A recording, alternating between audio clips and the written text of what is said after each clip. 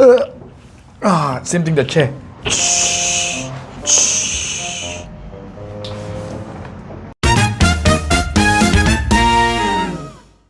Welcome to our next series of Land your next home. Finally we got it right. Alright, land your next house, next or next landed. Actually, the same thing. Land your next home, your next landed home. So today we have Paul Teo. No, this is Paul Teo.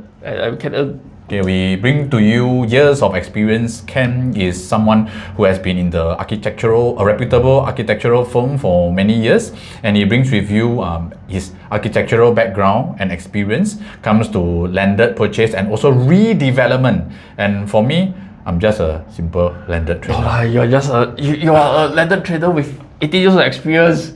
Yeah, okay, and also co-develop with developer on some cluster houses around in Pasir Panjang area. Yes, there's another one that we developed at the Hillview area as well, where one bungalow we tear down and develop into a pair of semi-D and a bungalow. Yeah, so, okay, not important about that, but the last series, if you can remember, we spoke about a lot of things, right? What are the things we covered in the last series? We covered about trees. Trees. Talk about manholes and IC. Inspection chamber IC. Correct. Talk about swimming pools, and we talk about also the gate, right? Correct. The gate. But did we talk about the road? No, we haven't covered the road yet. Oh, so what about roads? I mean, houses are houses, right? Their address is facing the main road. Correct. But what kind of roads? I mean, I know there are category 1, 2, 3, 4, 5, and what are the difference between these different categories of road?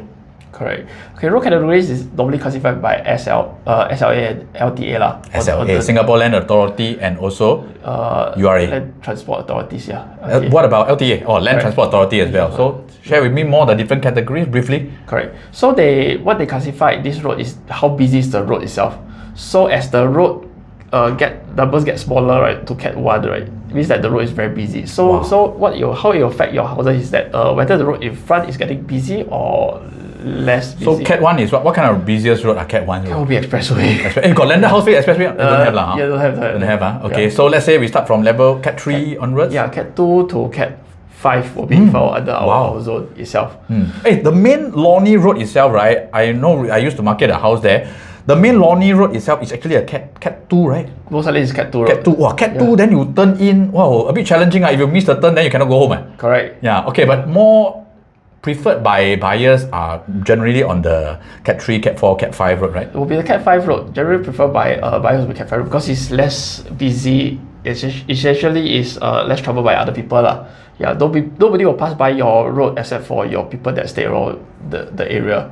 Yeah, for example, like Mountbatten Road is usually Cat 2 road. People will drive past. Mountbatten also Cat 2, right? Correct. Yeah. So cannot miss the junction, cannot slow down. Okay, I mean there are pros and cons of every category roads. End of the day is whichever your category road is, I mean the owners also know what are the preferred kind of categories that most buyers prefer.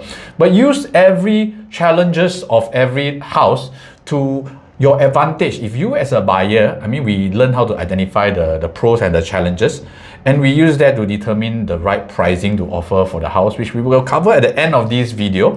So I want to ask you more about this RLP, this road line planning. Correct. I understand that there are some houses when you tear down and rebuild, you need to give part of the land back to the government, right? Correct. Can you share more about what category roads are these?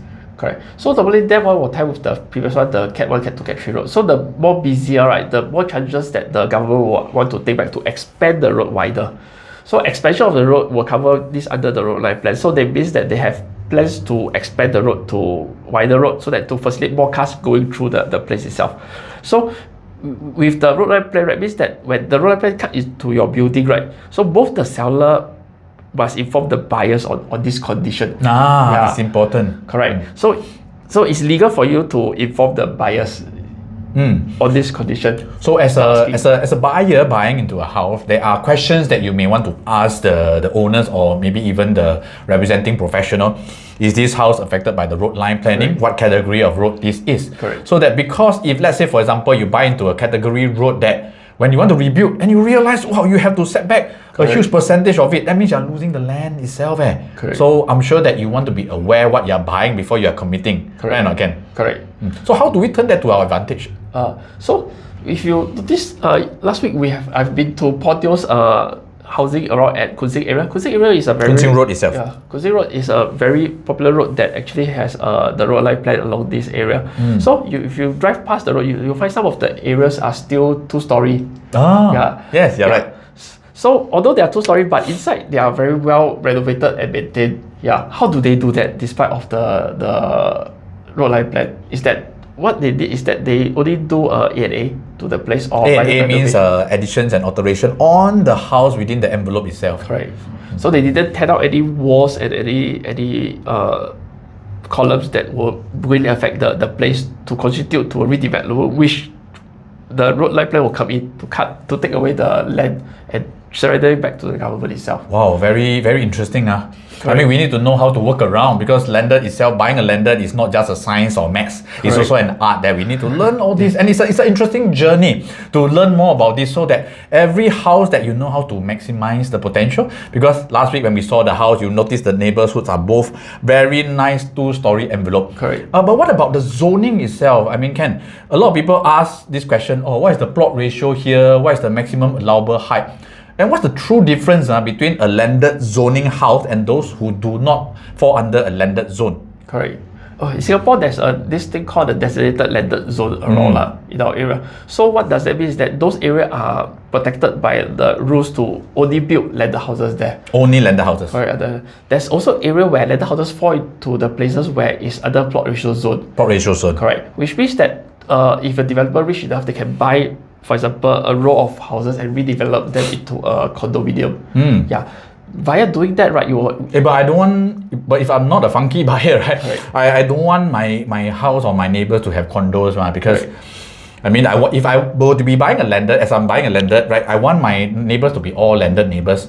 Because if I fall under an apartment zone when I'm a landed, sandwiched between two apartments, in my opinion, I'm not so sure the profile of the people staying here. I mean, no offense, but if I want purely a landed environment, can I say that I need to find something that falls specifically under a landed zoning? Correct. You should find something wrong. Any area or example you can see the contrast difference? Oh, okay. If you walk around Frankel Avenue and... Frankel? Yeah, correct. That's in the East Coast, right? Correct. Okay. Yeah, and Telok Kurau area just... Frankel and East Coast, the side by side divided by the river, right? Correct. Telok Kurau on this side, Frankel on this side. Yeah, I heard their prices very different. Land price. How come? Correct. Like what we explained, some of them actually like to stay in the designated zone, so which is the Frankel side. The other Telok Kurau side will be the 1.4 provincial zone, which is more busy and vibrant.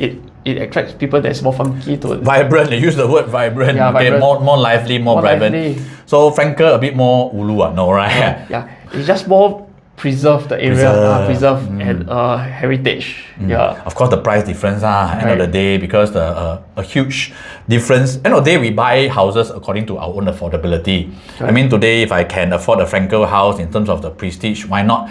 But if my affordability falls within the Telok Kurau area, where it's under plot ratio zone, and it's still very comfortable to get a very decent house, why not consider that? Because I believe both areas are also freehold, right? Correct. Both are freehold. Yeah. What other attributes do you think, other than the landed zone, it contributes to the value and the selling price of the house?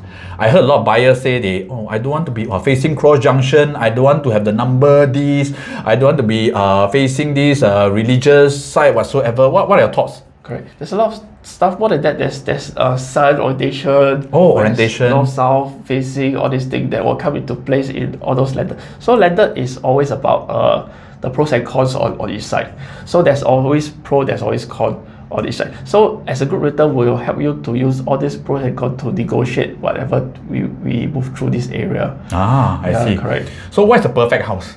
Oh, that's the house that you want. Okay, that's a very good answer, because end of the day, I want all these perfect orientation, the attributes and so on, and most important also the perfect price. Correct. Right? Okay, but this one, of course, as mentioned, is an art, it's a maths, it's also a science in purchasing and owning your next landed home. Drop us in the comment. Let us know in the comment what are some burning questions that you have when it comes to selling your landed house. Or maybe you are an aspiring buyer looking to own your first landed home. What are the key things to look out for and to make your landed purchasing journey a meaningful and fruitful one? Of course, the easiest way, right, is to speak to a professional. We speak to us now. Speak to a lender professional. Let us guide you through the pros and the challenges so that you are completely well informed what you are lending yourself into, right? Lending yourself into. Okay, with that, we will come back to the next Lend Your Next Home series once again. I hope all these couple of series has been useful and informative for you. Get in touch with us, buy us coffee, let us help you and guide you and share with you the pros and challenges so that your lender journey becomes a learning one, Correct. empowering one, and be educated. Why not? Right? So with that, this is Paul Teo. This is Kenneth. I will see you soon at the Lend Your Next Home. Okay, we try again. Okay, I'll see you soon at the Lend Your Next Home. Wow, it's a wrap. Good. Good. That's straight.